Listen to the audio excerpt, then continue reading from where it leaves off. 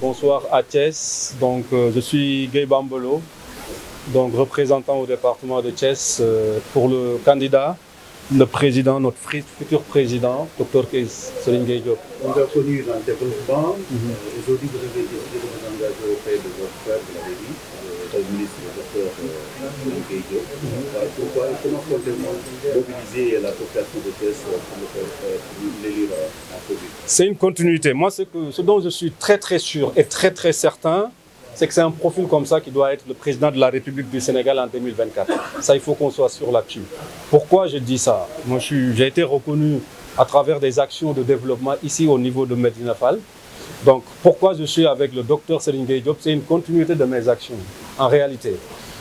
Parce que c'est une personne, on se connaît depuis plusieurs décennies déjà. Et à travers lui, on a beaucoup appris sur des actions de développement.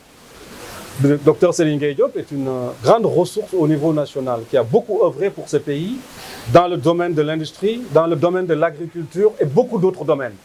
C'est un cadre international de très haut niveau et de très haute facture qui a beaucoup œuvré pour le Sénégal. J'en prendrai pour exemple Sandiara, la ville de Sandiara et aux environs. Vous savez, il est important aujourd'hui qu'on fasse un test de capacité de tous nos candidats. Qu'est-ce que vous avez déjà réalisé? C'est extrêmement important. Parce que l'homme se confond à ce qu'il a réalisé dans sa vie, pas autrement. Donc, docteur a déjà pratiqué le plan ou le programme qu'il est en train de présenter aux Sénégalais. Parce qu'il l'a testé sur une feuille vierge. Il est arrivé à déclencher un développement qui est plutôt 360 degrés si on prend la maille d'une ville. Donc c'est extrêmement important qu'on ait des candidats comme ça. Moi je suis persuadé que Dr Serigne Gueye Diop sera parmi les candidats du dernier carré. C'est ma conviction. Maintenant vous dites comment on va faire à Thiès. C'est ça la deuxième question. C'est très simple. On va parler de notre programme. On a déjà beaucoup travaillé, comme on a dit. En ce moment-là, on est sur une phase de collecte des parrainages. Ça, c'est extrêmement important. Ça ne se fait pas avec beaucoup de bruit. Donc, on a un travail de fond qui est en train de faire avec un maillage national. Partout dans le Sénégal, on est en train de récolter nos parrains. On fera le compte. Et Inch'Allah, moi, je suis persuadé qu'on va dépasser largement ce qui est demandé pour le parrainage pour être candidat. À partir de ce moment-là, je pense que ça soit Thiès ou au-delà de Thiès, on verra ce qu'est réellement les capacités et les ambitions de ce nouveau parti qui va dans les 100 prochaines années, impacter le développement du Sénégal. C'est ça notre vision, le Sénégal en mouvement. Donc le Sénégal en mouvement, parce que le développement, c'est qu'on part d'un point et on se développe vers un autre point. Le mouvement, c'est la même chose. On part de là et on avance. Tout ce qu'on veut, c'est que le Sénégal se mette dans une tendance positive, dans un mouvement positif. Donc c'est un Sénégal en mouvement vers l'excellence. J'entends souvent le président dire arrêtons de parler d'émergence. On va aller dans l'excellence. Émergence dafa mel ni luy doog a judd di jeppi mais excellence dafa mel ni loo xam day jëm ci kaw. Donc on n'est plus nous à un objectif d'émergence. On est dans un objectif d'excellence. Donc c'est le Sénégal en mouvement vers l'excellence. Bon. Vos sentiments d'abord, après avoir sillonné Médina Fall et une partie de Thiès, vous avez décliné un point de votre programme pour la présidentielle de 2024. Absolument, un accueil chaleureux. Je viens de faire en réalité le tour du Sénégal, d'une tournée nationale qui a duré pratiquement 6 semaines. Et j'étais très heureux d'être accueilli aujourd'hui par Thiès, ma ville, ma région. Et je voulais rendre hommage d'abord à la population de Thiès et en particulier à mon frère et ami Mamadou Lo pour cet accueil chaleureux. Aujourd'hui, il s'agit de paradigme qu'il faut en fait revoir, qu'il faut changer. Le message que j'ai reçu de la part des populations de Thiès aujourd'hui est le même que celui que j'ai reçu de Casamance, de Matam, de Louga, de Touba. C'est un message de désespoir, un message où des jeunes, des milliers, des centaines de jeunes empruntent des pirogues pour aller vers l'Eldorado et finissent malheureusement par perdre leur vie. Et la raison principale, c'est le désespoir. La raison principale, c'est le chômage. La raison principale, c'est la pauvreté. Est-ce qu'il y a des solutions? Oui, il y a des solutions.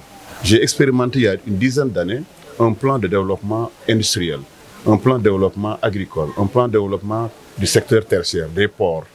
J'ai testé il y a une dizaine d'années la construction d'écoles, de centres de formation, de lycées, de collèges dans une trentaine de villages.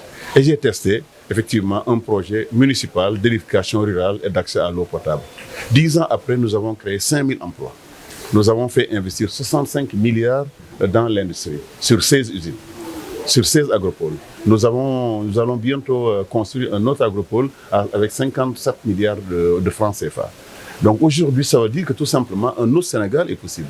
Que nous pouvons, sans des ressources extraordinaires, créer 5000 emplois sur une population de 30 000 emplois, de 30 000 personnes. Cela veut dire tout simplement qu'avec l'État sénégalais, avec un budget de 7 000 milliards, avec l'argent du gaz et du pétrole, nous pouvons tout simplement faire ce qu'on a fait à Sagne, nous pouvons le faire dans les 557 communes du Sénégal.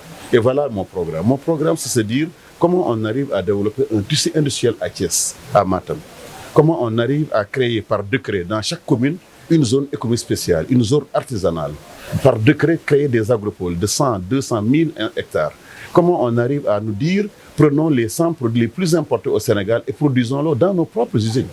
Comme l'a fait la Chine, comme l'a fait l'Inde, comme l'ont fait beaucoup d'autres pays dans le monde.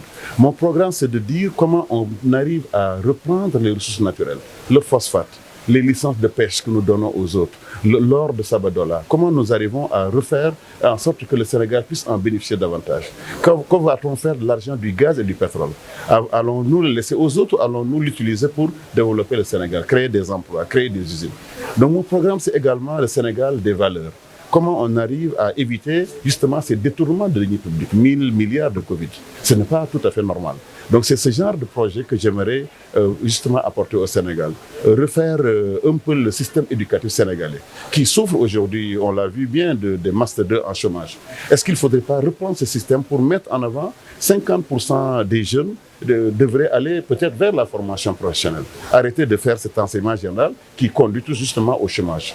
Qu'est-ce qu'on doit faire pour augmenter l'enseignement scientifique dans notre pays? Qu'est-ce qu'on doit faire pour augmenter ce qu'on appelle les instituts universitaires de technologie dans les régions du Sénégal? Voilà un peu une nouvelle façon de réfléchir, une nouvelle démarche. Mais ça ne va pas s'arrêter là. Il faut aussi réformer nos institutions telles que les mairies.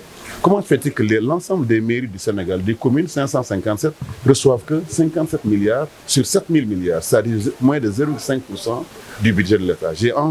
J'ai l'intention d'amener ce budget à 10% d'abord du budget, 700 milliards, ensuite à 20% du budget national, comme l'ont fait avec succès des pays comme l'Allemagne, comme également la Suisse que je connais assez bien. Et je pense que c'est ça les grands mots du Sénégal. Mon programme va générer 2 millions d'emplois dans les 5 prochaines années et plus de 3 millions d'emplois dans les 10 prochaines années. C'est possible. C'est parfaitement possible. Parce que nous avons vu qu'en réalité, l'emploi, c'est dans les usines. Ce n'est pas ailleurs. Ce n'est pas des emplois Hyundai. Ça ne fonctionne pas. Ce qui fonctionne, c'est pour créer de la croissance, il n'y a que 2 leviers. Le premier levier, c'est les investissements des usines, n'est-ce pas?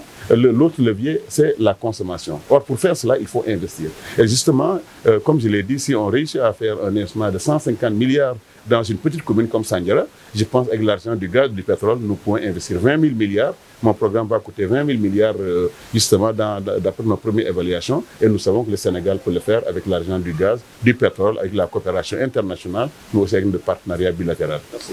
Merci beaucoup. Et bonne chance. Hein. Merci. Allez, les gars. Merci beaucoup. Merci.